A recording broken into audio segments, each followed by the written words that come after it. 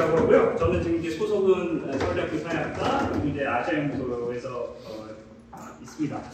오늘 글로벌 관점에서 본 북한 제재라는 강의를 준비를 했고요. 오늘 수업을 크게 한 3가지 사항으로 정리를 해봤는데요. 이제 글로벌라이제이션에 대한 뭐 간략한 개념, 그리고 이제 이것과 사회주의의 관계에 대해서 조금 얘기를 해보고, 우리가 이제 그 일반적으로 북한이 굉장히 폐쇄적이고 고립적인 국가라고 생각을 하는데, 예, 맞습니다. 예, 폐쇄적이고 고립적이었지만 그 나름의 방식으로 40년대, 60년대 어떤 세계와 조우를 했고요. 또 한편으로는 북한이 세계를 바꾼 것도 있습니다. 북한이 알다시피 지금 북한이 신스틸러죠. 그 푸틴과 만나가지고 신냉전에서 굉장히 중간적인 플레이어라고 생각을 했는데 어느 순간 글로벌 무대에 뛰어들어서 별로 그렇게 강력한 뭐 군사력이라고 하기는 좀 그렇습니다만 어쨌든 다시 글로벌 시스템에 들어와서 본인들이 재편을 하는 그런 그 방향도 있습니다. 그래서 이제 북한이 세계사적 사건이 북한을 어떻게 변화시켰는가, 그리고 반대로 북한이 세계를 변화시킨 상황, 이런 것들에 대해서 조금 논의를 해보고요. 그리고 이제 마지막 부분에서는 김정은 시대는 어떤 세계화가 실시가 되었는지 뭐 이렇게 한 3가지 관점에서 좀 준비를 해봤습니다. 자, 여러분 단어와 개념의 차이점이 뭐라고 생각하세요? 글로벌라이제이션이라는 개념, 먼저 단어와 개념을 얘기를 해보자면 개념 얘기하면 사람들이 굉장히 싫어합니다. 왜냐하면 단어는 그 단어가 지칭하는 사항이 매치가 잘 돼요. 자, 요거 책상. 여러 형태의 책상이 있지만 우리가 데스크나 책상이라는 개념을 우리가 그 단어를 이해를 못하는 사람은 없죠. 초등학교 2, 3학년만 되면 2, 3학년에 그냥 유치원만 돼도 책상, 의자 이런 단어들을 다 숙지를 하고 인지를 합니다. 근데 개념은 조금 달라요. 개념 같은 경우는 개념 자체가 굉장히 추상적입니다. 그래서 이제 민주주의라는 얘기를 했을 때 각자가 떠오르는 개념들이 다 다를 거예요. 그러니까 어떤 분들은 민주주의 하면 국회의사당이 떠오를 수가 있고, 어떤 분들은 민주주의를 하면 광화문에서 소리를 치는 그런가, 그리고 어떤 경우는 사법부가 떠오를 수가 있고, 그러니까 어떤 민주주의라는 개념만 하더라도 각각 사람들이 갖고 있는 인식이 다릅니다. 그게 이제 그 단어와 개념의 차이고, 혹시 퍼시픽 빔 보신 분 있나요? 그 영화? 안 봤군요. 네, 넘어가도록 하겠습니다. 자, 그래서 이제 오늘 먼저 이제 글로벌라이제이션이 무엇인가에 대해서 뭐 다른 선생님들도 아마 논의를 해주실 수도 있겠지만, 제가 생각하는 또 사회학적 관점에서 글로벌라이제이션이 무엇인지에 대해서 그냥 간략하게만 정리하고 넘어가도록 하겠습니다. 사실은 이제 지구화, 세계화, 이것을 표현하는 단어들이 좀 여러 개가 있어요. 하나는 그 전까지는 뭐 internationalization, 국제화라는 단어가 있고요. 또 하나는 globalization이라는 것이 있습니다. 뭐 이거를 좀 러프하게 이 2가지 개념을 좀 비교를 해보자면, 국제화 같은 경우는 주로 그 국제화의 행위자는 국가입니다. international이라고 써있죠. 그러니까 국가 간의 관계를 얘기를 하는 거죠. 그래서 여기서 이 국제화라는 단어를 썼을 때는 주행위는 국가, 그리고 일부 대기업, 그리고 일부 대기업이 어떤 수출 대상으로 타국을 선정하는 이런 것을 이제 internationalization이라고 하고요. globalization이라고 하는 것은 국가를 조금 넘어서서 좀 더 포괄적인 행위자를 이제 포함하는 데는 이제 globalization이라고 할 수가 있습니다. 그러니까 이민 같은 경우, 그리고 여러분이 유튜브를 하고 틱톡을 한다. 그것도 이제 글로벌라이제이션에 들어가는 거겠죠. 근데 여러분이 국가는 아니죠. 국가는 아니고 기업도 아니고 그냥 시민으로서 그냥 일반 시민인데 이제 그 범주를 전 세계로 확장하는 거죠. 이런 포괄적인 것을 이제 글로벌라이제이션이라고 하고, 여기서는 이제 다양한 정보, 문화교, 예를 들어 BTS 같은 경우 이걸 뭐 기업으로 하기는 좀 뭐 정리하기는 그렇습니다만은 어떤 그 기존의 기업과 국가를 대비하는, 그러면서 여러 번 네트워크를 만들고 새로운 문화를 형성하는 이런 것을 이제 글로벌라이제이션이라고 할 수가 있겠죠. 그래서 이제 역사학에서도 근 한 20-30년간 트랜스내셔널 히스토리라는 것이 이제 좀 학계에서 이제 진행이 됐는데, 여러분 국사 교과서를 보면, 우리 국사 교과서 보면 굉장히 굵직굵직한 정치사 기술 중심으로 서술 내려가 있죠. 동학농민운동, 분당정치, 왕권. 그런데 그 트랜스내셔널 히스토리라는 것은 그런 이제 국가 중심의 역사를 넘어서서 예를 들어 개성상인, 그리고 예를 들어 기생, 어떤 사회 이런 여러 행자를 다루면서 또 하나는 그 국경을 넘어가는 이런 것들을 좀 다루는 역사입니다. 예를 들어 좀 북한으로 얘기를 하자면 북한 북부, 백두산이나 이런 데 사는 사람들은 예전에 중국을 중국이라고 부르지 않았대요. 동북이라고 불렀대요. 왜냐하면 그들한테 국경 넘어가는 건 너무나 쉬운 일이었고, 우리 같은 지금과 같은 엄격한 국경이 형성된 게 20세기 중반 이후였기 때문에, 그 전까지 이 사람들의 인식은 중국은 중국에 속한 건 알겠는데 나한테는 동북이라는 지역이 훨씬 더 친숙하고 친인척이 있고 왔다 갔다 할 수 있는 이런 거였습니다. 그래서 여러분이 갖고 있는 이 국경이라는 개념도 굉장히 20세기나 유럽 같은 경우는 19세기, 18, 19세기 굉장히 최근의 개념이라고 할 수가 있어요. 그래서 이런 경계를 넘나드는 이런 주체들을 이제 연구하는 것이 좀 학계의 하나의 이제 트렌드로 잘 잡았습니다. 왜냐하면 오늘 이제 이런 관점에서 좀 우리가 이제 북한을 바라보기 예정이기 때문입니다. 자, 이런 글로벌라이제이션이 우리는 되게 좋은 측면을 보죠. 세계화에 적응하는 우리의 멋진 청년들. 이렇게 얘기를 하지만 사실은 글로벌라이제이션이 굉장한 폭력을 수반하기도 합니다. 예를 들어 노예제, 이것도 글로벌라이제이션이죠. 아프리카에서 사람을 잡아가지고 라틴 아메리카로 뿌린다.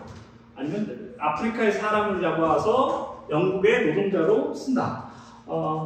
어떻게 보면 이것도 인구 이동이고 이주이고 어떤 글로벌라이제이션이라고 할 수가 있는데, 이게 굉장히 폭력적이죠. 지금에서 일어날 수 없는 일이고, 예를 들어 인신매매 같은 거, 이런 것도 글로벌라이제이션에 해당이 됩니다. 그래서 우리가 세계화를 너무 어떤 밝은 측면에서 얘기를 하는데 이것이 갖고 있는 어두운 면이 있다, 이렇게 얘기를 드릴 수가 있습니다. 그래서 정리를 하자면 기존의 이제 수입 수출, 그리고 이제 어떤 이민, 더 나아가서 그리고 우리가 경험했던 이제 글로벌 팬데믹, 한 번 중국에서 터지고 나서 이제 전 지구가 앓고 있는 이런 문제였고요. 또 하나가 수진화고자 마약. 이것도 세계화입니다. 왜냐? 미얀마에서 공급된 혹시 황금 삼각형인가? 거기에 이제 골든 트라이앵글이라고 하는, 거기서 생산된 마약이 아시아 전체로 홍콩을 거쳐서 인천, 부산 이런 데를 거쳐서 이제 우리나라에 들어오기도 하고, 수리남 같은 저 나라에서 만든 마약이 이제 전 세계로 퍼지기도 하는. 그래서 이제 이것도 역시 글로벌라이제이션의 한 명확한 또 측면이라고 할 수가 있겠죠. 자, 말씀드린 것 같이 유튜브, 인스타그램, 틱톡 전 세계를 하나로 묶어버렸죠. 그래서 저 인스타 같은 거 하면 굉장히 백인 여성이 나온다든가, 특히 남학생들이 하는 인스타그램 같은 경우에 좀 세계적인 밈이 한 국가를 넘어서 전 세계적인 밈이 되던가, 혹시 저희 인스타에서 한번 봤는데 어떤 커피집에서 일하는 어떤 백인 여자의 디즈니 스타일 공주다 그래가지고 그게 이제 우리나라에서 인스타에 확 떴죠. 무슨 얼음을 주고 그 다음에 이제 그분이 에스카이아에 와가지고 무슨 최근에 이제 광고 촬영도 하고, 그러니까 이게 옛날 같은 상상을 할 수 없는 거죠. 그러니까 저쪽 미국 어디 한적한 곳에 있는 사람이 인스타를 뜨고, 특히 그 피드가 한국에서 떠가지고 한국에서 이제 그 광고를 할 수 있는, 그러니까 광고를 하게 되는, 이것도 역시 어떤 이제 글로벌라이제이션의 한 측면이라고 할 수가 있겠습니다. 그리고 지식의 세계화도 이루어집니다. 그러니까 제가 개인적으로 열심히 쓰는 게 이제 립젠이랑 사이허브라는 건데, 이제 립젠이 뭐냐면, 여러분이 혹시 이제 교재 같은 거, 영어 교재 같은 거 있으면 여기 가가지고 검색해서 PDF로 다운을 받을 수가 있습니다. 웬만한 게 다 있어요, 거의. 좋은 얘기는 아니죠. 여기 빼야 되는데. 그리고 이제 사이허브라는 게 있는데, 이거는 그 영어로 된 논문들을 다 이렇게, 이것을 다 이제 다운받을 수 있는 겁니다. 근데 이것을 운영하시는 분들이 이제 어떻게 보면 이제 불법 사이트죠. 우리 넷플릭스 중국 애들이 그냥 막 본다고 하는 이런 측면에서 볼 수가 있는데, 이게 한편으로도 그 지식인들이나 연구자한테 곽광을 받고 있는 게, 지식의 목적은 확산시키는 게 의미입니다. 그러니까 지식의 확산인데 여러 출판사나 출판 업계들이 이 지식의 확산을 가로막는 여러 가지 장애 역할을 해요. 그리고 실질적으로 교수님들이나 연구자들이 책 쓴 게 팔리지가 않겠죠. 많이 팔리지가 않습니다. 그래서 이제 그 수익을 받는 것도 없고 간혹 보면 이거 최근 들어서는 지식인들이 그냥 이거 그냥 PDF로 그냥 해서 그냥 열게끔 뭐 이렇게도 합니다. 그래서 이제 뭐냐면 지식 같은 경우도 굉장히 글로벌라이제이션에 따라서 전 세계적으로 확산이 됩니다. 그러니까 여기서 여러분이 어디 있던지 간에 최신 논의들을 그냥 다 받아볼 수 있는 이런 이제 세상이 됐죠. 왜 제가 이걸 강조하는지 좀 이따 이제 북한에 대해서 좀 더 얘기를 해보도록 하겠습니다.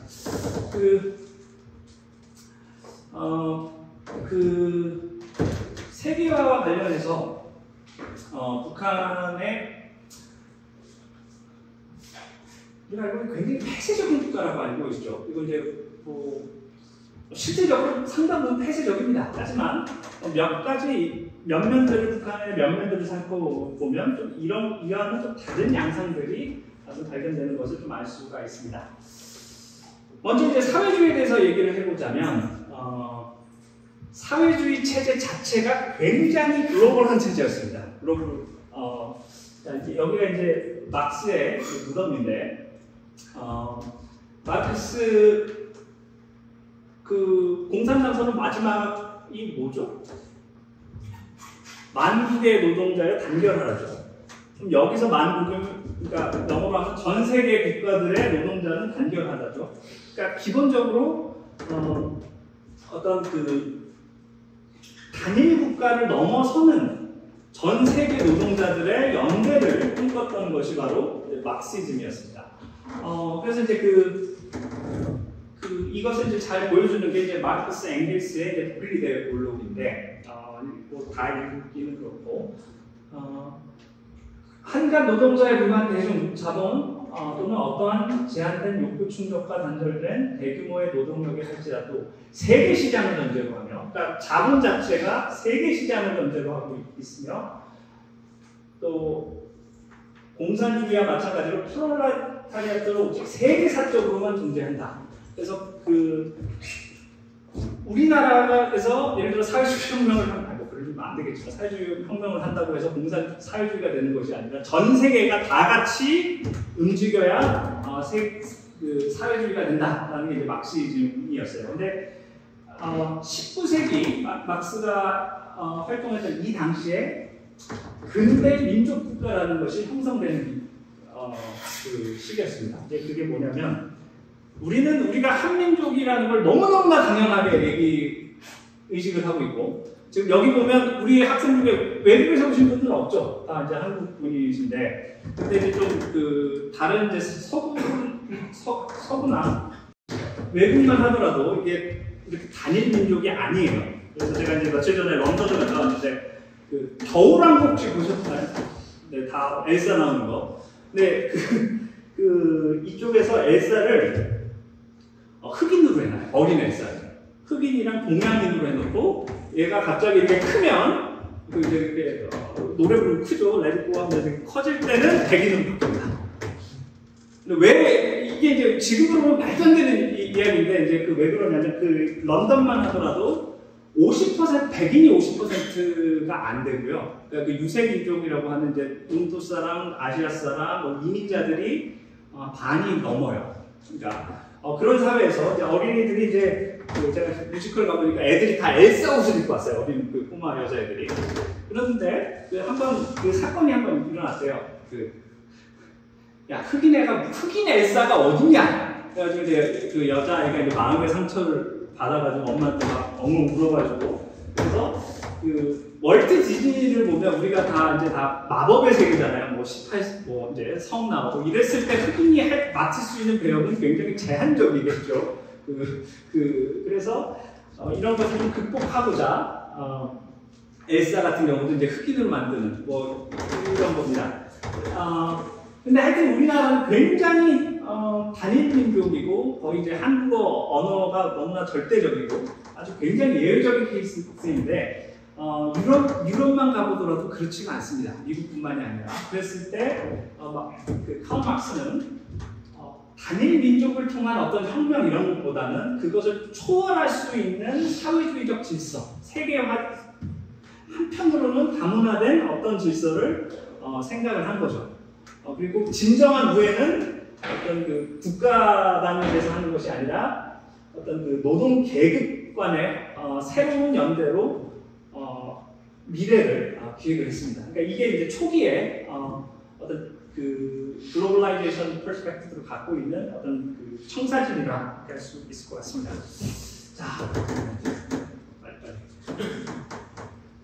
자, 그리고 이제 우리 사회주의 자체가 어떤 글로벌라이제이션에 영향을 받았죠. 그 2차 대전 이후에 북쪽은 소련이, 남쪽은 미국이 이게 뭐냐면 2차 대전 이후에 전후 질서가 새롭게 재편이 되면서 거기에 대한 영향을 남쪽도 받고 북한도 같이 이제 받은 거라고 할 수가 있겠습니다. 자, 그리고 이제 사회주의권 간의 어떠한 기구들을 형성했던 게 하나가 이제 55년도에 이제 마르샤바 조약 기구라는 것을 형성을 했고 49년도에 이제 푸메콘이라는 것을 만들었습니다. 이게 이제 마르샤바 조약 기구 같은 게 뭐냐면 그 사회주의권 나토예요. 지금 이제 나토는 여러분 아시죠? 지금 이제 그 우크라이나의 나토가 죄송한데 차문이 잠겨 있어. 아 진짜요? 아니 지문을 좀 열어야 되는 거 아니에요? 지문은 아닌데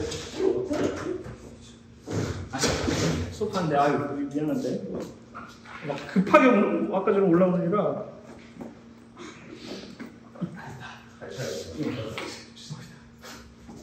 예, 그게 이제 55년도에 좀 뒤늦게 형성을 합니다. 뒤늦게 이제 하고 그리고 49년도에 이제 코메콘을 형성을 했는데 이게 뭐냐면 사회주의 국가권 간의 이제 FTA 비슷한 거예요. FTA 같은 걸 형성을 해서 사회주의 역시 그 1970년대 이전부터 자기들 국가들끼리 연합을 해서 어떤 분업 같은 것을 실시를 했습니다. 그래서 이제 독일 사람들이 과일을 먹어야 되는데 이걸 아프리카에서 수입을 하거나 아니면 저기 베트남에서 이제 수입할 수 있는 이런 가능성이 있었는데 베트남도 아시다시피 이제 공산주의 국가였죠. 그러니까 사회주의 국가에서 이제 과일 같은 걸 수입할 수 있도록 그래서 그 사회주의 국가들만의 나름대로 이제 공급망을 형성해 가지고 했습니다. 그리고 그리고 이제 북한이 어떤 세계 질서를 바꾼 그러니까 세계의 어떤 질서에 영향을 준 어떤 사건이 있는데 바로 이제 그 중에 하나가 이제 한국전쟁입니다.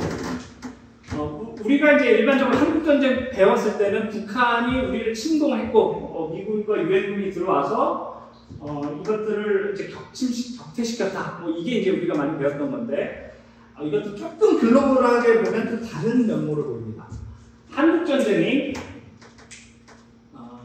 제가 이게 이 사진이 그 영국에 있는 한국전쟁 참전 그 용사 기념비가 있는데요. 여기에 다음과 같이 써 있습니다. 이게 잘 안 보이는데 The Korean War was the first UN action against aggression.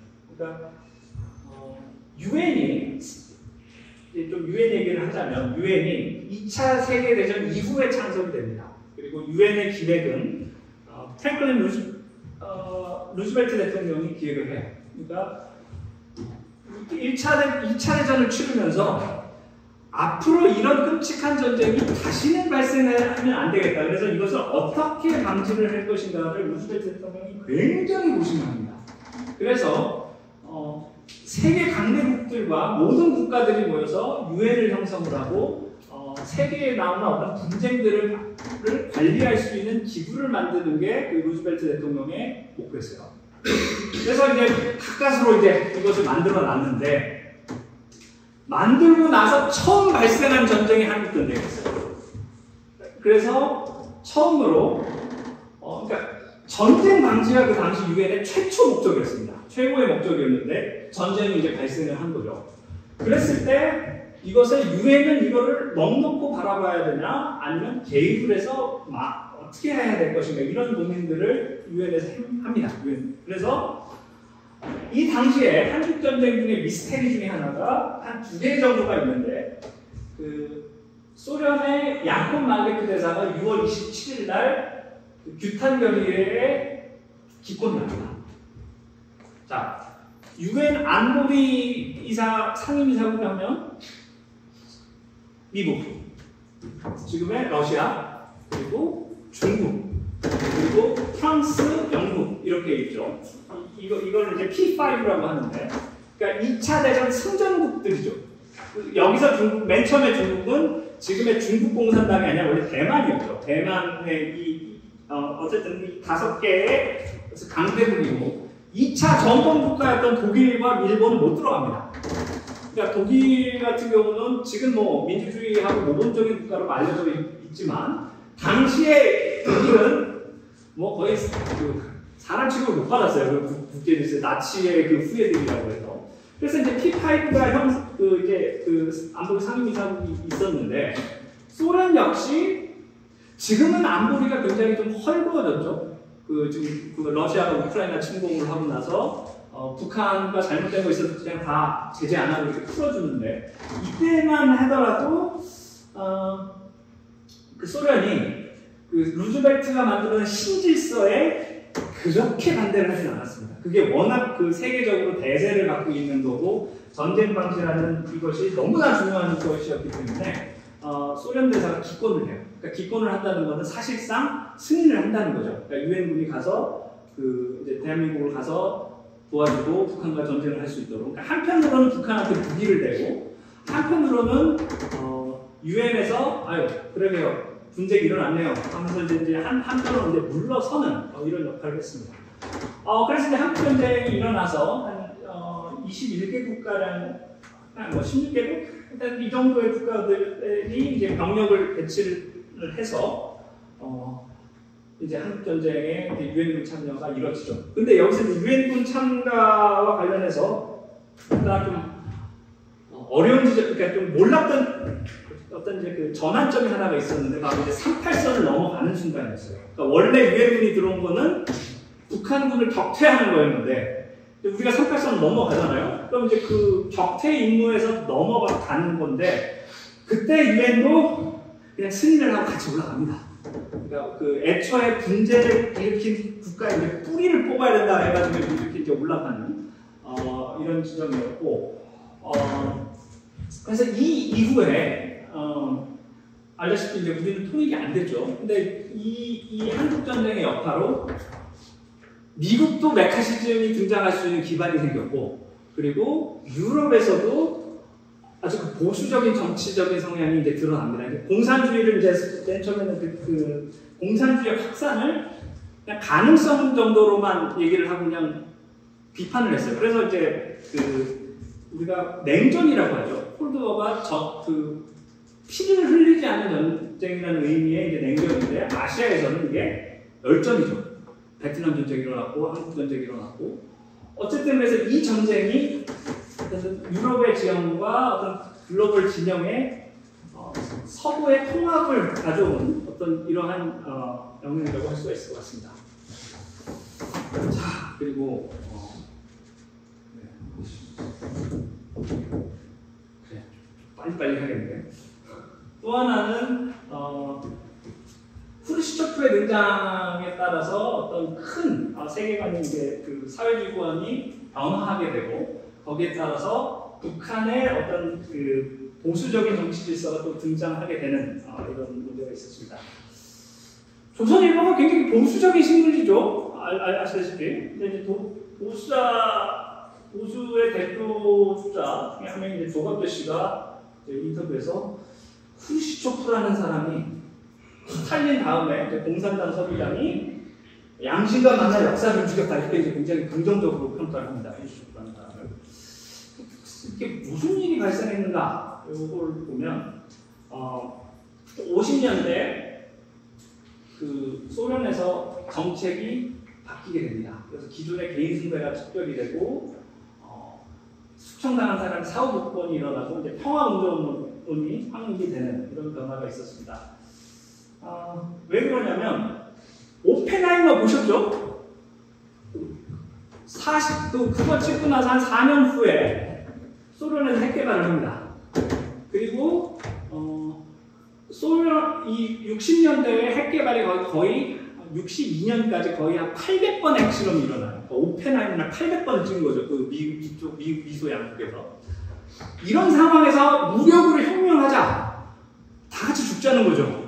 그래서 이때 그 후르시초프가 바뀐 게 평화운동론이라는 걸 행합니다. 그래서 뭐냐면 사회주의의 승리는 확실한데 이게 마르크스나 레닌처럼 이렇게 연장 들고 했다가는 이거 세계전쟁 나니까 어쨌든 뭐 그거는 이제 사실상 이렇게 밀어놓는 거죠. 밀어놓고 우리가 이제 그 때가 무르익으면 세계 혁명이 이루어질 거다 이 얘기를 하면서 핵무기에 대한 이야기를 합니다. 핵무기 있는 세상에서 혁명 함부로 하자는 거는 이 지구 파괴가 이루어진다 이런 변화가 일어난 거죠.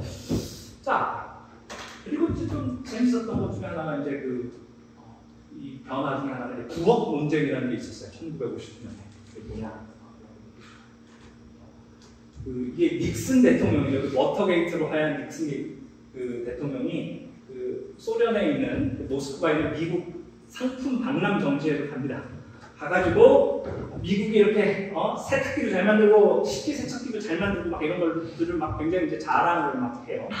그래서 후르시초프가 이제 열이 받아서 우리도 7년만 있으면 이거 다 만들 수 있다 이렇게 이제 막 자랑을 합니다. 그래서 이 둘이 신경전을 벌여가지고 좀 그렇잖아요. 그 세계 랭킹 이 사람은 한 2위고 미국 부통령이면 한 3위 정도 되는 사람이 우리 부엌이 더 좋다.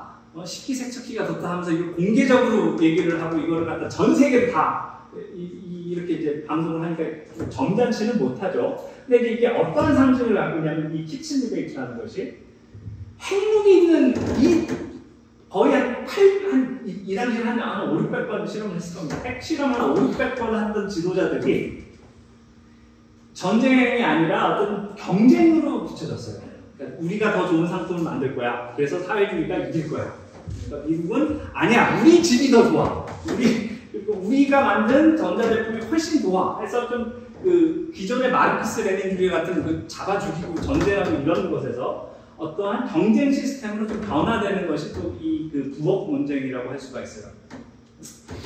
우리도 부엌 논쟁 한번 했죠. LG 사장님이 가가지고 삼성전자 부스 가가지고 세탁기 부셔가지고 한번 소송이 이제 발생하게 됐습니다. 그러니까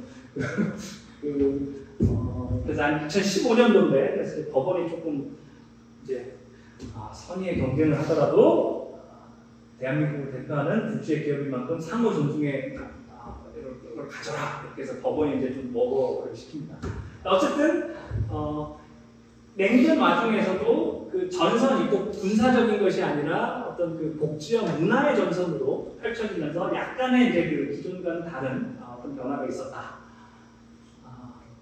이것이 북한에게 끼치는 영향은 어마무시했습니다. 한편으로는 1960년대부터 베트남 전쟁이 발생을 했죠. 60년대부터 베트남 전쟁을 하고 있는데 소련이라는 데는 부엌 논쟁이나 하면서 그 무기 지원 안 하고 미국이랑 굉장히 이렇게 잘 지내려고 하는 평화공존론이라는 게 이제 그러니까 그 북한으로서는 받아들이기 힘든 것이었고 동시에 베트남에게도 굉장히 아쉬웠던 부분이죠. 그러니까 우리는 이제 소련으로부터 더 많은 무기를 받아가지고 전쟁을 해야 되는데 돈 줘야 될 그 형님이 이렇게 굉장히 좀 몸을 사리는 이런 형태를 보이는 것에 대한 어떤 반박이 있었습니다. 그리고 좀 스피디하게 가자면 북한이 이제 1967년도에 그것이 이제 뭐 일반 학계에서는 박상파 사건이라는 것이 이제 발생을 해서 이제 김일성의 1인 독재가 공고히 된 지점 중에 하나는 67년도라고 잡습니다. 근데 이제 그렇게 된 이유 중에 하나가 인도네시아의 영향 같은 영향이 있어요. 인도네시아에 어떤 영향이 있었냐면 이 사람 지금 이제 인도네시아에서 발행된 목표인데 이 사람이 이제 인도네시아 독립의 아버지 수카르노라는 사람이고 오른쪽이 이제 김일성이죠. 두 사람이었는데 완전 절친은 아니지만 제법 친했습니다. 제법 친하고 이제 김일성이 이제 인도네시아도 가고 아주 이제 친한 관계였는데 이 사람이 사회주의자는 아니었는데 인도네시아 국민당의 어떤 그 당수였고 그 당시 이제 인도네시아 지도자였어요. 그런데 이 사람이 65년도에 그 자기 밑에 부하인 수하르토 장군에 의해 쿠데타로 추측이 됩니다.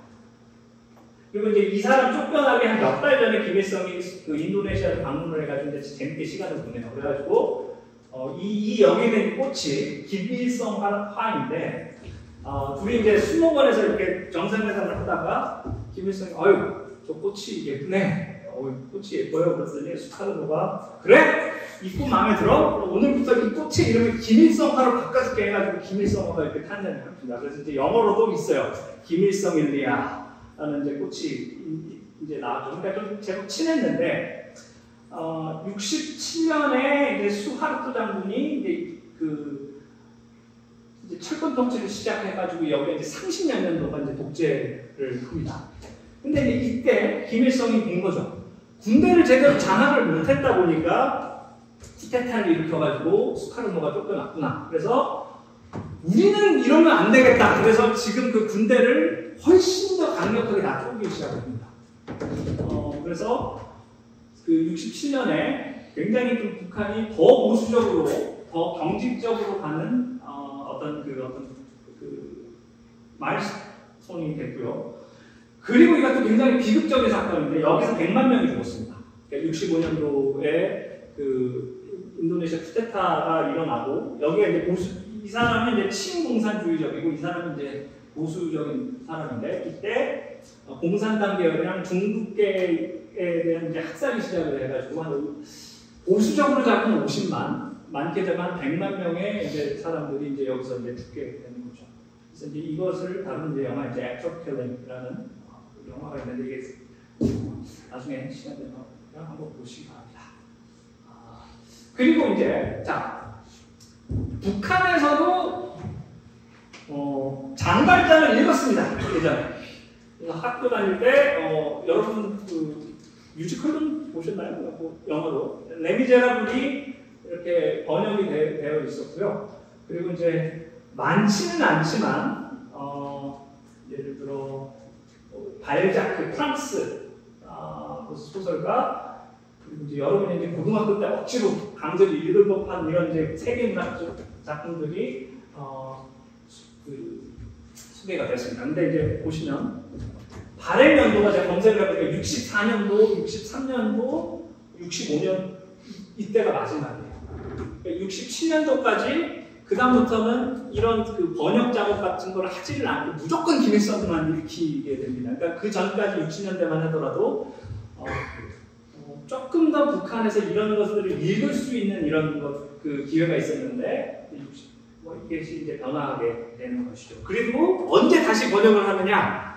소련이 붕괴한 90년도에 다시 이제 조금 이런 책들이 재번역 출간이 됩니다. 그러니까 북한에서도 이게 우리 그 동북권이 망했으니까 우리도 이제 어떻게 대응을 해야지 굉장한 큰 고민을 다시 했어요. 그런데 좀 이따 한번 얘기를 할 텐데 어쨌든 67년도 이전까지는 세계 명작들 정도는 북한에서 소개가 됐었다. 이렇게 좀 알아주시면 되겠습니다. 그리고 1989년에 이제 세계 청년 축전이라는 것을 좀 개최를 합니다. 이것이 당연히 여러분이 생각하겠지만 88 올림픽에 대한 어떤 그 반발이었죠. 그러니까 그 체제 경쟁을 하니까 니네만 우리가 이게 굉장히 성공적으로 이걸 잘해서 세계가 이제 그 격상된 대한민국의 위상을 이렇게 알린 거에 대한 어떤 반발로 세계 청년 축전을 했습니다. 이렇게 88 올림픽을 잘했는데 우리나라가 최근에 이제 잼버리를 해서 한번 개망신을 당했죠 우리가. 네, 이때는 전 국민이 다 나서서 88 올림픽을 잘 치자 이렇게 해가지고 이제 잘했죠. 그리고 이제 1년 뒤인 89년도에 북한에서 세계 청년 주전을 했습니다. 규모는 훨씬 작아요. 올림픽에 비할 바는 아닌데 그래도 한 4만 명 정도의 이제 외국인들이 주로 사회주의권에서 왔고 여기서도 이제 약간 어떻게 비슷한 면은 분명히 있는 것 같아요. 근데 여기 보면 이제 잘렸는데 반제국주의 하면서 이제 어떤 청년 대회를 엽니다. 이때 북한이 태운 돈이 60억 달러를 태웠다고 해요. 그러니까 지금으로 치면 6조에서 7조. 그 돈을 갖다 이 행사 치르는이라고 썼어요. 그러니까 왜 행사를 치르면 돈이 많이 들었냐면 이제 이런 것 경기장 지어야 되겠죠. 그리고 손님들 오면 고속도로 깔아야 되겠죠. 우리도 평창 올림픽 한다고 저기 인천에서부터 KTX 여기까지 왔죠. 왔는데 이게 이제 또 여기 한나라의 입장에서는 굉장히 좋은 거이기도 하지만 어떻게 보면 이게 이제 경제적 사업성이 정말 맞느냐는 좀 다른 의견이 있을 수가 있잖아요. 근데 여기도 하여튼 도로 깔고 다 뭐 이거 예쁘게 단장하는데 돈을 이걸 다 태웠어요. 60억을 태웠는데 그 돈 좀 아꼈으면 이제 95년도 5, 6, 7에 이걸 이제 쌀 사먹고 이렇게 농업에 하면 되는데 이때 우리가 질 수 없다 하면서 이제 88년도에 대한 대응으로 이런 것들을 해서 이제 북한 경제에 굉장히 큰 악영향을 줬습니다. 그리고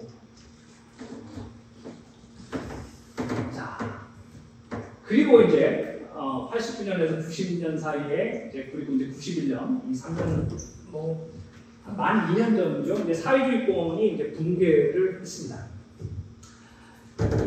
여러분이 알고 있는 굉장히 폐쇄적인 북한 이미지를 생각을 하면 사회주의권이 망한 건 망한 거고 북한은 잘 헤쳐나갔겠구나 이렇게 생각하실 수 있는데 이게 북한한테는 굉장히 심각한 타격을 주었습니다. 왜 그러냐면 북한에서 북한의 수출 시장이 동유럽권이었어요. 근데 이 수출이 우리랑은 조금 달라요. 청산결제라고 해서 물물교역 형태로 북한을 항상 교역을 했습니다. 그러니까 뭐냐면 선진국에서 그러니까 사회주의 선진국에서 사회주의 개발도상국에 대한 물품을 잘 사줬어요. 그래서 예를 들어 신발이나 어떤 의류 같은 경우를 이것을 사줬고 그걸 달러로 지급을 한 게 아니라 북한에서 예를 들어 면직류를 판매를 하면 거기에 대한 반대급부로 그러니까 거기를 뭘로 지급을 했냐면 밀가루로 지급을 하는 거였어요. 그러니까 동유럽의 어떤 자동차 부품이나 어떤 트랙터나 어떤 기계 같은 경우로 이걸 준 겁니다. 그러니까 북한의 물품을 시장으로 가면 경쟁력이 없겠죠. 한국보다 못 만들었으니까. 하지만 이제 사회주의권에서는 그거를 받고 거기에 대응하는 좀 별로 좋지 않은 동독에서 생산한 무언가를 이렇게 이제 북한한테 넘겨줬죠. 근데 참고로 1989년 기준으로 우리나라 GDP가 5,000달러였고요. 동독이 9,000달러였습니다. 그러니까 우리 베를린 장벽하면 되게 못 사는 이렇게 얘기를 했는데 우리나라 GDP의 2배를 벌고 있었어요. 물론 통계 조작이 하나가 있고 서독에서 얘네들이 돈을 잘 뜯어오는 것도 있었습니다만 어쨌든 GDP 자체는 높았습니다. 그리고 그때 일본 GDP가 25,000달러였어요. 그러니까 우리나라 5,000불 그쪽이 25,000불이었으니까 일본의 경제력이 인구 플러스가 아니라 1인당 GDP가 5배나 높았던 거죠. 그러니까 여러 군데가 정말 일본에 대한 컴플렉스가 없는 세대고 저희 밑세대만 해도 그 간격을 너무나 뼈저리게 느끼고 있었던 거예요. 그러니까 5,000불 대 25,000불이면 지금으로 치면 우리가 지금 한 3만 몇천 불 되니까 거기가 15만 불이 되는 거죠. 그러니까 그 차이가 있는데 어쨌든 우리가 이렇게 많이 따라온 거고. 그래서 소련이 무너지면서 소련이 기름이 많이 나온다. 여기가 천연자원이 많이 나와가지고 지금도 가스를 갖다 장군에 만에 막 독일을 살려준 애 만에 이렇게 얘기를 하는데 기름을 원유를 갖다가 북한에 지원을 해줬어요. 그리고 북한은 공짜로 주는 건 아니고 여기에 대해서 소련이 원하는 예를 들어 뭐 벌목공 파견이라든지 뭐 이런 노동력 제공을 해가지고 이런 것을 좀 자원을 얻었는데 이것이 한 방에 다 무너지기 시작을 했죠.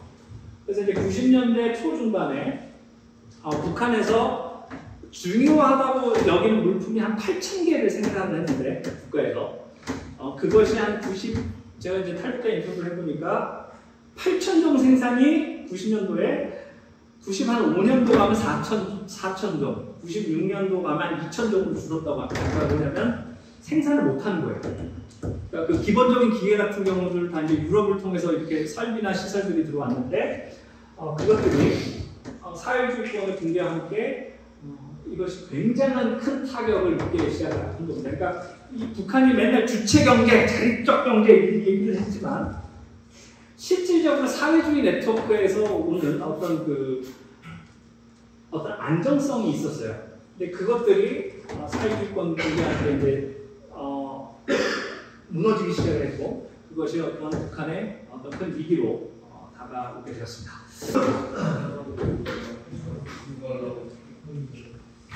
그 1991년도부터 9월 17일을 이제 남북한이 유엔에 동시 가입을 했습니다. 그 전까지 우리나라 북한 모두 어떤 유엔의 정식 회원국은 아니었고요. 그리고 이제 9월 17일 우리가 가입하는 거는 중국 소련이 막았고 북한이 가입하는 거는 미국과 어떤 좀 소위 말하는 자유진영이 이것들을 굉장히 방해를 했던 거죠. 그래서 이제 1991년 9월 17일에 가입될 수 있었던 것은 이제 남북 관계가 그때 이제 대화의 국면으로 조금 접어들고 있었기 때문입니다. 그래서 북한이 맨날 우리 유엔 가입하는 걸 그렇게 반대를 했어요. 그 중에 하나가 이제 두 국가가 유엔에 동시 가입했다는 게 분단을 공고하게 하는 이제 두 국가 체제가 된다라고 해서 이제 반대를 했는데 정작 유엔 가입할 때 북한이 먼저를 내가지고 우리보다 한 단계 더 한 번 더 좀 앞당겨서 이제 가입을 했습니다. 북한이 이제 유엔을 가입하게 되고 이제 이때부터 이제 유엔과 좀 적극적인 협력을 모색을 하게 되는데 그 이유 중에 하나가 말씀드렸다시피 사회주의권 체제가 이제 붕괴했기 때문에 새로운 돌파구를 찾기 위한 어떤 이러한 시도가 일어났습니다. 그래서 이제 1992년에 리우 협약이 이제 개최가 되는 이제 체결이 되는데 북한 역시 리우 협약에 적극적으로 가담을 합니다. 그래서 이제 어떤 그 기후 변화, 지금만큼 기후 변화가 심각하지는 않고 이 이슈가 그 정도는 아니었음에도 불구하고 꽤나 적극적으로 그 국제 협약에 참가를 합니다.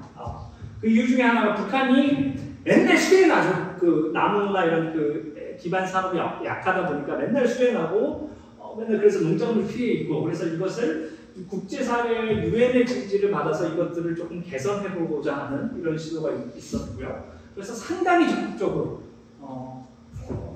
여기에 참가를 하고 그 다음에 92년도에 두만강 그 프로그램이라는 것이 이제 유엔에서 기획이 됐습니다. 제대로 되지는 않았고 소련, 그 당시 이제 러시아, 북한 그리고 이제 중국 그리고 남한과 일본이 참여하는 어떤 이제 대규모 프로젝트가 이제 기획이 됐습니다. 근데 이걸 한 이유 중에 하나가 다 환자죠. 그러니까 우리 빼고 이제 북한도 못 살고 러시아도 이제 막 고르바초프가 와서 이제 그 당시에 이제 체제가 조금 바뀌는 상황이어서 이제 경제적으로 혼란했고 중국도 개혁 개방을 뭐 76년도가 또 했죠. 여전히 저발적인 상황에서 좀 약간 그 지진화 국가 세 국가와 선진자본 국가들이 이제 두만강 유역을 개발을 해서 새로운 이제 경제 발전 동력을 확보하는 것을 목표로 했습니다. 그래서 우리나라는 또 이제 북한을 이제 좀 개혁 개방으로 끌어들이는 그래서 이제 그 유엔을 통해서 아주 이 프로젝트가 이제 개최가 된 거죠.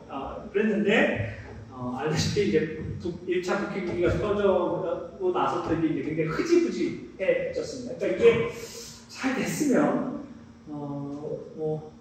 북한뿐만이 아니라 동아시아의 어떤 평화적 허브가 될 수도 있었겠지만 이게 잘 이루어지지는 않았습니다. 그래서 이때부터 2021년도에 이제 북한이 이제 유엔에 이제 자발적 검토 보고서라는 것을 제출을 합니다. 그래서 이제 북한의 어떤 그 향후 발전 계획에 대한 그리고 그리고 이제 유엔과 어떻게 협조할 수 있는 분야를 얘기를 하는데 여기에 대한 원형이라고 할 수 있는 게 이제 92년도, 98년도부터 유엔과에 참여하면서 북한 역시 굉장히 어떤 나름대로의 노하우를 이제 얻게 됩니다. 그래서 이제 어떻게 국제기구로부터 돈을 뜯을 것인가, 어떻게 돈을 뜯으면서도 우리의 주권과 어떤 인권 문제 개선을 안 할 수 있는가 이런 것들을 고안을 하고, 그리고 아무리 그래도 어떤 글로벌 스탠다드에 몇 개를 맞춰 가야 되는데 그것은 또 무엇이냐 이러한 사람들을 이제 그 90년대부터 이제 조금 더 이제 학습하기 시작합니다. 자, 그리고 이제 좀 우리가 우리가 남북한이 동시 수교한 나라 160개국 정도가 됩니다. 그래서 이제 미국과 일본은 수교를 하지 않았는데 싱가포르, 베트남, 독일 같은 경우는 이제 그 북한과도 수교를 해가지고 베를린이나 싱가포르 가면 북한 대사관이 여기에 이렇게 있습니다. 그리고 또 하나는 베트남 같은 데 가보시면 북한 식당도 있어요. 북한 식당에 가서 거기 보면 진짜 그 약간 뭐 응원단 같은 이렇게 젊은 그 종업원들이 이렇게 이제 뭐 냉면 팔고 뭐 이러고요. 주된 당연히 그거 이용하시는 분들은 다 한국어로 오신 분들이죠. 그래서 이제 이렇게 160개 수교를 하고 그 다음에 또 하나는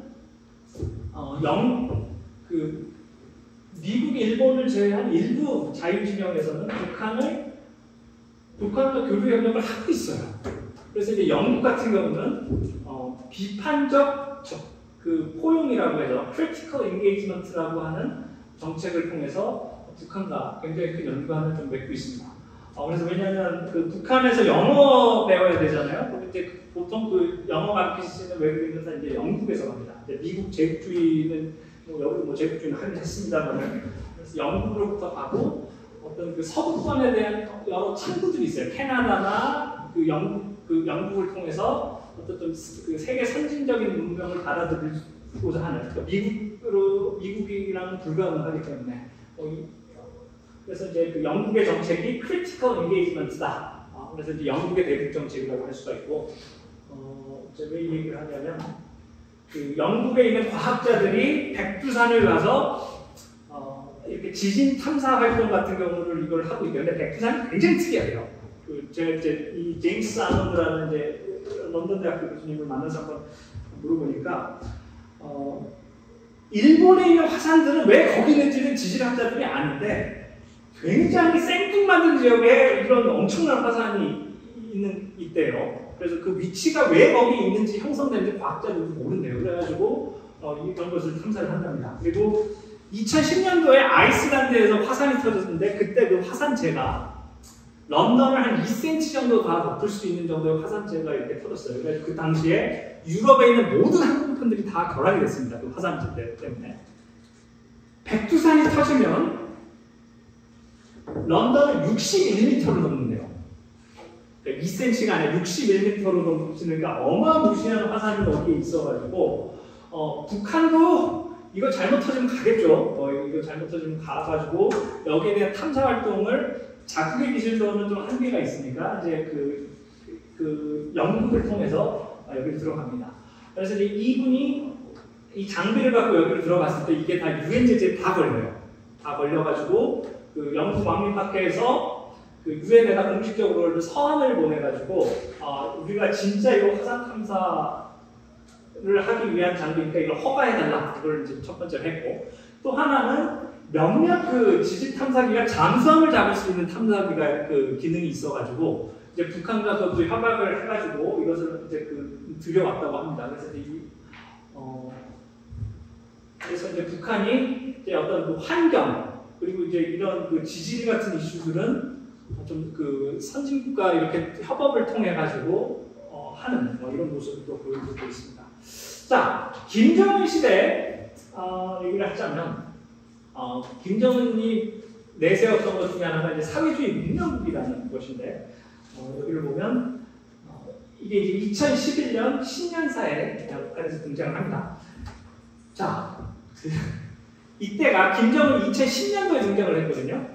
그래서 이제 그 후계자가 돼서 자기 브랜드로 무언가를 하나 내세우려고 뭐 했을 것이다. 뭐 이렇게 이제 학교에서 얘기를 하고 있는데 이제 여기서 뭐냐면 자기 땅에 발을 붙이고 이제 눈은 세계를 보는 혁신적인 안목을 갖고 자기 몸은 자기 단위를 혁명적으로 개변시켜 나가는 사람이 참다운 강성되고 건설자이다. 그러니까 어쨌든 한번 세계를 보자. 이것이 이제 김정은 시대 초기에 어떤 캐치프레이즈였습니다. 근데 여기서 굉장히 생뚱맞은 게 있죠. 축구 강국, 체육 강국 이게 있는데 그 이유는 무엇이냐? 2010년도 남아공 월드컵 보셨나요? 여러분 그때 아마 6, 7살까지 보지는 못하셨겠죠? 이때 1차전에서 굉장히 잘했습니다. 북한이 2대1로 졌어요. 2대1로 졌는데 이때 뭐 피파 하시는 분들은 좀 아실 유명한 선수들이 여기 있었고 북한이 이제 2대1로 져요. 근데 마지막에 그래도 2대0으로 비기기가 1대1로 비겼구나.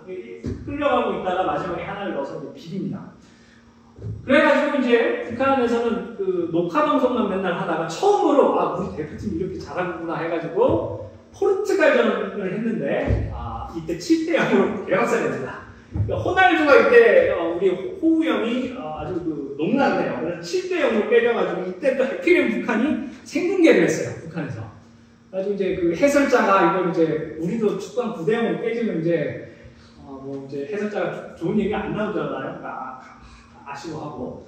이제 7대0으로 깨졌죠. 그리고 그 다음에 코트디부아르랑 축구를 했는데 혹시 이제 남았습니다. 드록바라고 들어봤나요?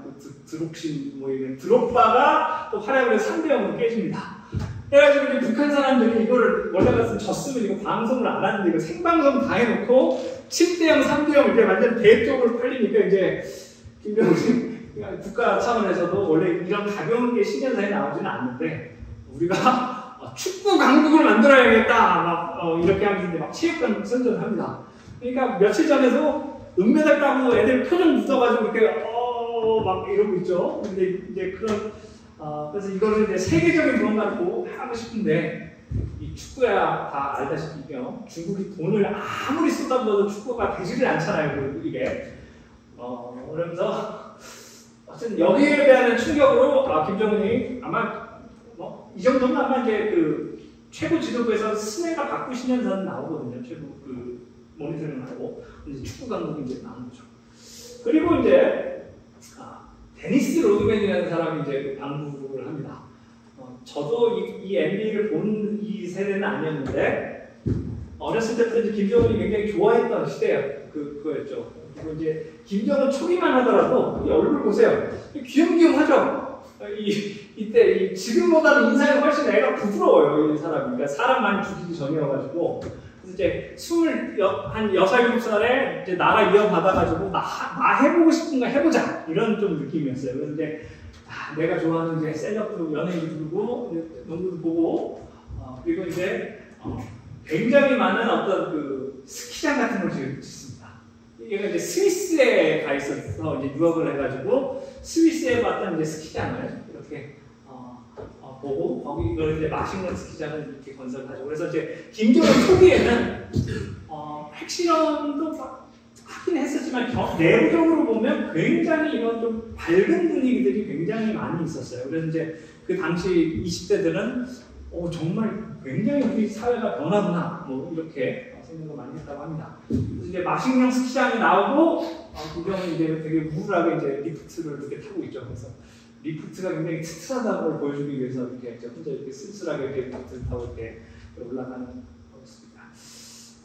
그리고 이게 이제 북한의 이제 선전 사이트인데 이제 그 페이스북에 있는 DPRK 밈스라는 건데 북한 애들이 선전하는 어떤 그 특정 사이트가 있어요. 북한 선전물을 올리는 게 있고 이게 이제 외부 합성은 아니라고 이제 판단할 수 있는 것 중에 하나가 북한 사회 변화, 그러니까 어떤 평양 그러니까 가지 않고는 찍지 못할 사진들이 굉장히 많이 올라오는 그 사이트예요. 그래서 이제 북한 여성 사진들 뭐 이런 것들이 올라왔는데 이게 이제 DPRK 밈스라는 이런 였어요. 그래가지고 그러니까 이 정도 짤방을 만드는 거를 아마 이제 좀 허용이 되는 것 같아요. 그 당시에는. 그래서 이제 레게머비한 이제 김정은이 나오고 트럼프를 이렇게 나와가지고 이제 트럼프랑 사이가 안 좋았을 때 콘크리트에다 이렇게 김일성, 김정은이 가서 이제 묻어버리겠다.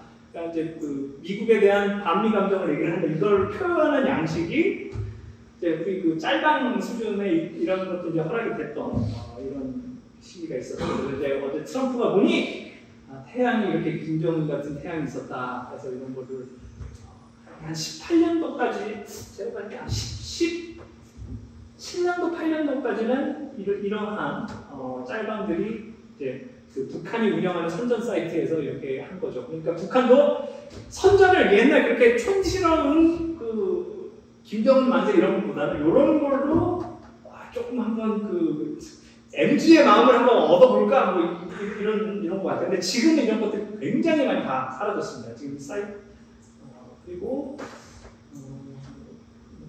비슷한 그리고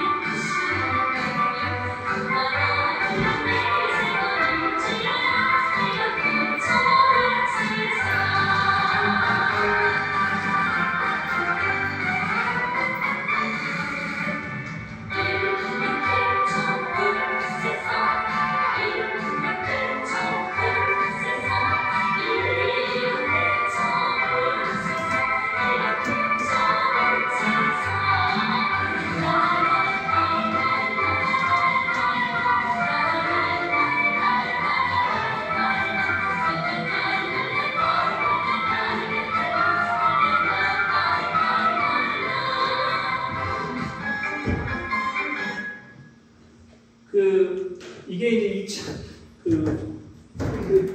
이게 월트 디즈니에서 미키마우스 노래죠. 디즈니 노래이고 혹시 디즈니랜드를 나중에 가보시면 이 노래가 계속 나옵니다. 디즈니랜드에.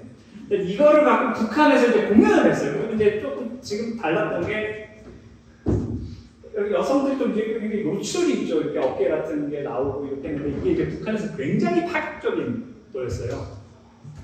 그래서 이제 이런 좀 그런 변화들이 있었고 당연히 미키 마우스 그 디즈니에 대해서는 그 그냥 상표권 없이 그냥 갖다 그냥 막 해줘 북한답게 막 했는데 어쨌든 굉장히 어떤 문화적 변화가 김정은 시기 초기에 이게 발생을 했습니다. 그리고 이제 디즈니가 왜 상징적이냐면 자, 최근에 인어공주 흑인 써가지고 한번 문제된 건 아시죠? 조금 문제가 됐는데. 디즈니가 그렇게 할 수밖에 없었던 어떤 구조적인 이유가 있습니다. 왜 그러냐면, 디즈니가 생긴 지가 100년이 넘어요. 100년 가까이가 되다 보니까, 70년대 그 전까지 굉장히 인종차별적인 요소가 디즈니 작품에 다 들어가 있습니다. 그래서 이제 그것을 조금 한 번 정도 수정을 해야 될 필요가 있다고 생각을 했고, 저도 조금 요번에는 무리수라고 생각을 했는데 이것을 좀 변화시키려는 이런 게 이제 디즈니에 있고, 근데 디즈니에 갖고 또 문제점이 뭐냐면 그 미디어 학자들이 분석하는 게 자, 여러분이 알라딘이나 이런 시대에 태어났으면 거의 한 99%는 우리가 노예겠죠. 그걸 다 빼놓고 왕자 공주로 얘기를 하면서 그 사회에 굉장히 그 봉건적 질서가 갖고 있는 폭력성을 굉장히 이렇게 조금 이제 억누른 게 있고 또 하나는 굉장히 성별이 고정적입니다. 잘생긴 왕자님, 예쁜 공주님, 그리고 안정적인 가부장적 가족을 갖고 행복하게 살았습니다. 이게 끝이죠. 그래서 알라딘만 하더라도, 알라딘 보셨나요? 알라딘만 하더라도 그 페미니즘 요소를 섞었죠. 그 뭐냐면 이제 여자가 왕이 되고 여자가 그 남자를 서포트만 하는 것이 아니라 스스로 통치할 수 있는 이런 것들을 이제 좀 보여주는 것이 이제 좀 알라딘이고, 그다음 또 하나는 저는 이제 90년대 그 알라딘 만화를 원래 봤어요. 만화를 봤을 때 그 작가가 무슨 마법을 써가지고 자스민을 빨간색 비키니를 입혀놔요. 그리고 이제 모래시계에 이렇게 쇠사슬로 쳐놔가지고 이제 굉장히 선정적으로 이렇게 가둬놨는데 그 장면이 다 빠졌어요, 그 영화에서. 그러니까 2019년도에는 여성을 갖다가 빨간색 비키니 입고 또 수갑 쳐놓고 해놓으면 이제 이게 이제 디즈니가 버틸 수가 없는 거라서 좀 사회에 맞게 이제 디즈니가 이렇게 좀 변형을 시킵니다. 그러니까 이거에 맞게끔. 어쨌든 이때만 디즈니가 갖고 있는 굉장히 자본주의 지향성 그리고 어떤 서구 지향성이 있는 그게 이제 그 핵심이 디즈니인데 이제 이거를 갖다 이제 여기서 이제 트는 거죠. 보람공 하면서.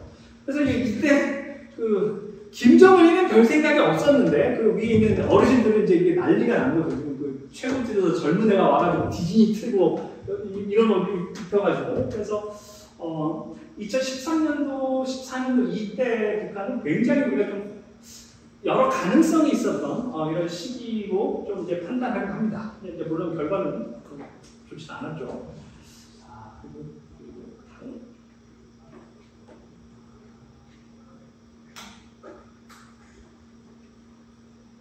자, 그리고 이제 북한이 이제 다시 한번 이제 국제사회와 어떤 관계를 맺느냐 이런 건데 20세기에 그 냉전 이후에 국제정치에서 등장했던 국제무대에서 등장했던 핵심적인 개념 중에 하나가 이제 R2P라는 보호책임 원칙입니다.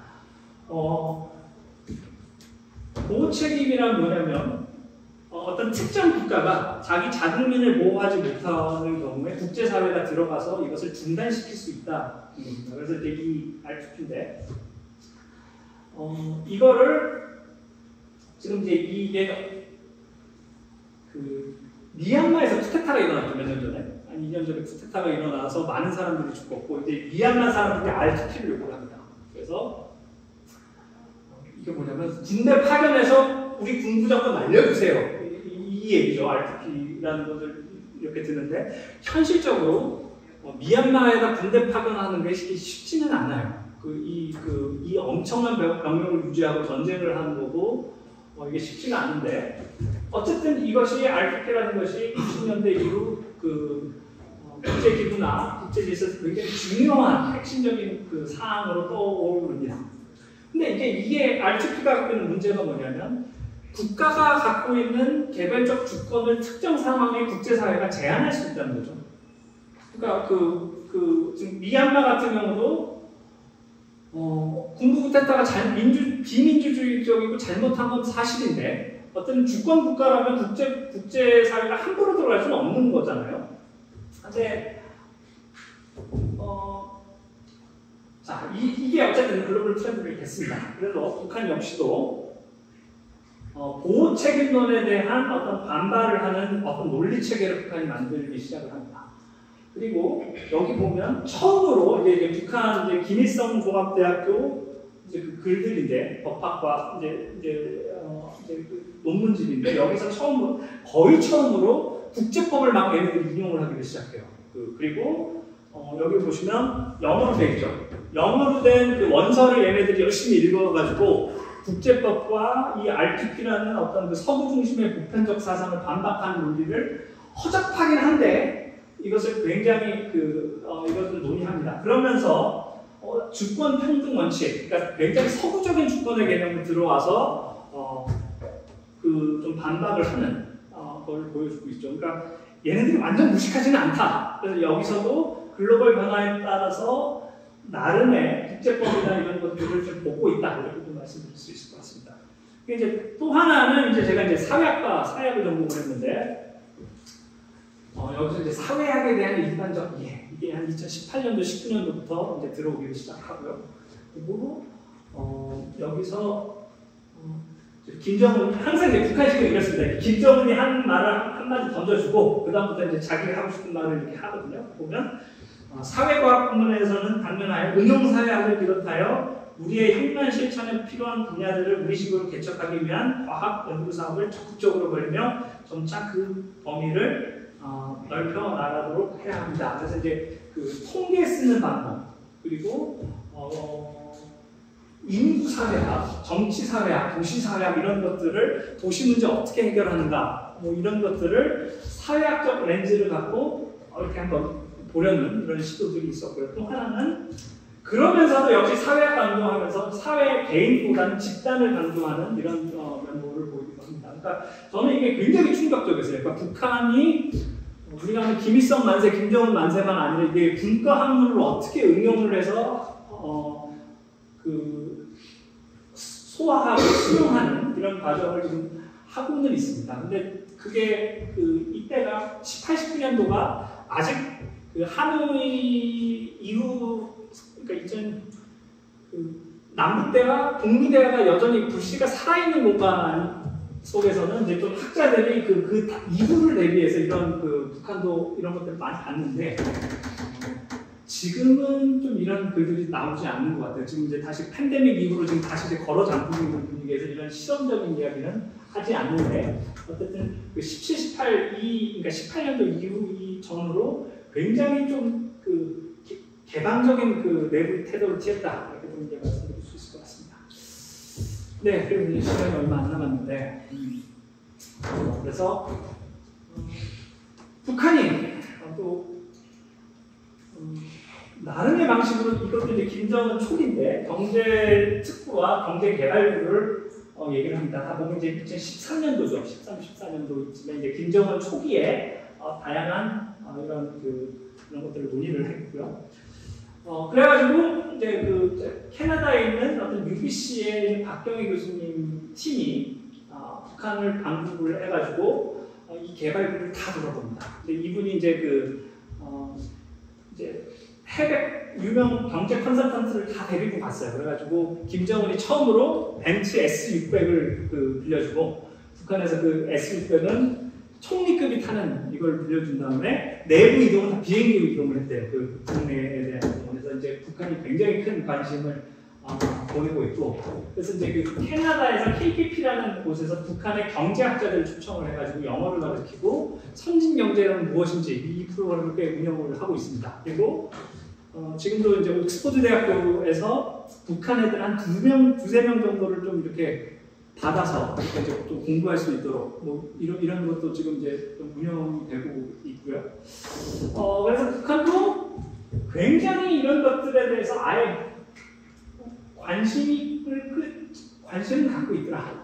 그래서 이제 이분 컨설턴트 하시는 분들이 가가지고 좀 굉장히 놀랐던 게 관광지구를 개발을 해야 되는데 이제 컨텐츠들을 이제 무엇을 관광을 할 거냐 뭐 이런 것들을 해왔더니 이제 좀 엽기적이었던 게 이제 쑥 캐기, 나물 캐기. 여러분이 돈 내고 나물 캘 리가 없죠. 근데 이제 그게 북한한테 입장에서는 이 나물 캐는 게 굉장히 재밌나 봐요.